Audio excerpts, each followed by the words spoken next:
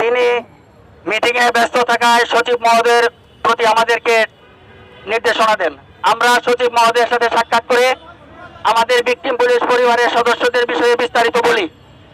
উনি আমাদের কাছে তাৎক্ষণিক লিস্ট চান, কিন্তু এই মুহূর্তে আমরা সচিব মহোদয়ের কাছে কোনো লিস্ট দিতে পারি নাই।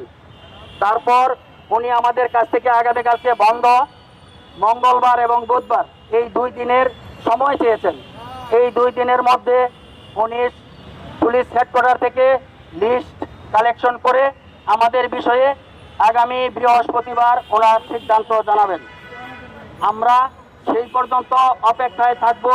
পরবর্তী কর্মসূচি এবং আমাদের অপেক্ষমান কার্যক্রম সম্বন্ধে বিস্তারিত বলবেন আমার সহকর্মী এবং আমাদের এই ভিকটিম পুলিশ পরিবারের মুখপাত্র তৌহিদ মন্ডল।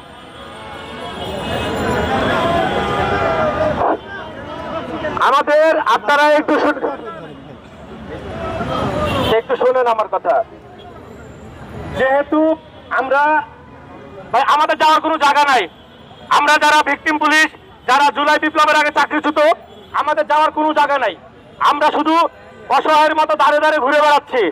আমাদের পিতৃ সমতুল্য পুলিশ হেডকোয়ার্টার যদি আমাদেরকে মিথ্যা আশ্বাস দিয়ে 5 মাস ঘুরাতে পারে এবং ঘুরাইছে, আমরা সহ্য করতে করতে, কষ্ট সহ্য করতে করতে নিজে কষ্টে জড়িত পাথর হয়ে গেছি। আমাদের কাঁদতে কাঁদতে চোখের পানি শেষ হয়ে গেছে, আর চোখে পানিও বের হয় না। আমরা নিষ্ঠুর থেকে নিষ্ঠুরতা হতে বাধ্য করতেছে বর্তমানে এই পুলিশ হেডকোয়ার্টার। ভাইরা আমার, আপনার উদ্দেশ্যে একটা কথা বলতে চাই। পুলিশ হেডকোয়ার্টার 5 মাস আমাদের ঘুরাইছে। যেহেতু 5 মাস ঘুরাইছে, তাদের কষ্ট সহ্য করছি। বর্তমানে স্বরাষ্ট্র মন্ত্রণালয় আমাদের সর্বোচ্চ বড় জায়গা পুলিশ ডিপার্টমেন্টের, তারা 2টা দিন টাইম নিয়েছে। আমরা সুশৃঙ্খলভাবে 2 দিনের সময় তাদেরকে দিলাম, যেহেতু আজকে কিছুটাও আমাদের ছিল, লিস্টটা আমাদের কাছে ছিল না। তো আমি আপনাদের আশ্বস্ত করতে চাই যে যদি বৃহস্পতিবারের মধ্যে আমরা আমাদের প্রজ্ঞাপন না পাই, চাকরিতে পূর্ণবহাল না পাই, তাহলে আগামী রবিবার আমরা সবাই কাফনের কাপড় পরে পুলিশ হেডকোয়ার্টারের সামনে এবং সচিবালয়ের সামনে আত্মাহুতি দিব। আমরা সেদিন আর কোনো দাবি আদায়ের জন্য বক্তব্য দিব না। আমরা রবিবারের দিন কোনো দাবি আদায়ের জন্য কারোর কাছে যাব না, কারোর দ্বারস্থ হবো না। আমরা যাব সরাসরি ওপরে আল্লাহর কাছে যে বিচার দিব। আমরা রবিবারের দিন ঘোষণা করলাম, আমাদের দাবি যদি বৃহস্পতিবারের ভিতরে দাবি পূরণ না হয়, তাহলে আমরা পুলিশ হেডকোয়ার্টার এবং সচিবালয়ের সামনে আত্মাহুতি দিব এবং তা ওপেন মিডিয়ার সামনে আত্মাহুতি দিব। তাই আমার আপনারা কেউ হতাশ হবেন না।